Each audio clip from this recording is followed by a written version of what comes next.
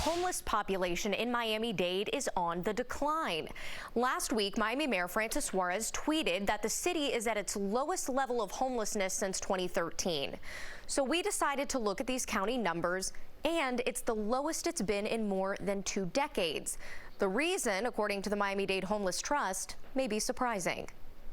As so many were hit hard during this past year and a half, there was an unexpected bright spot. According to Miami-Dade County's most recent homeless census, it shows the lowest homeless population in 25 years. That includes both sheltered and unsheltered individuals. When asked why now, Ron Book, chairman of Miami-Dade's Homeless Trust, had a surprising answer: the COVID pandemic.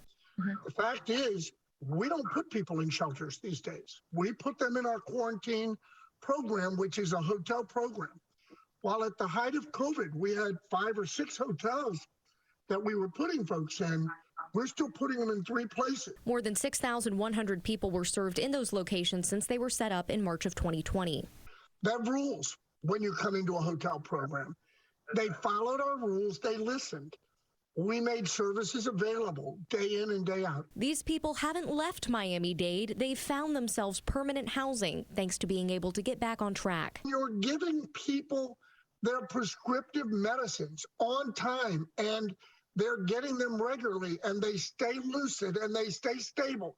They're more apt to take us up on those program services that we offer.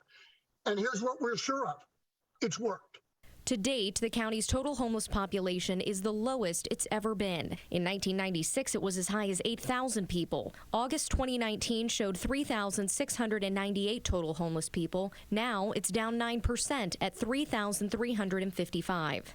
Our goal all along during COVID has been those we brought in off the streets, keep them off the streets.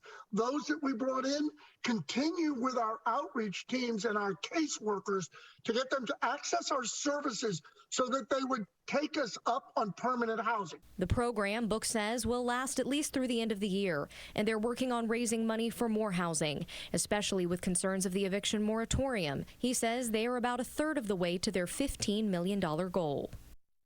And Book says 1/3 of the homeless population in Miami-Dade is over the age of 60. And he says through the entire course of COVID, there were 15 deaths and less than 100 people hospitalized.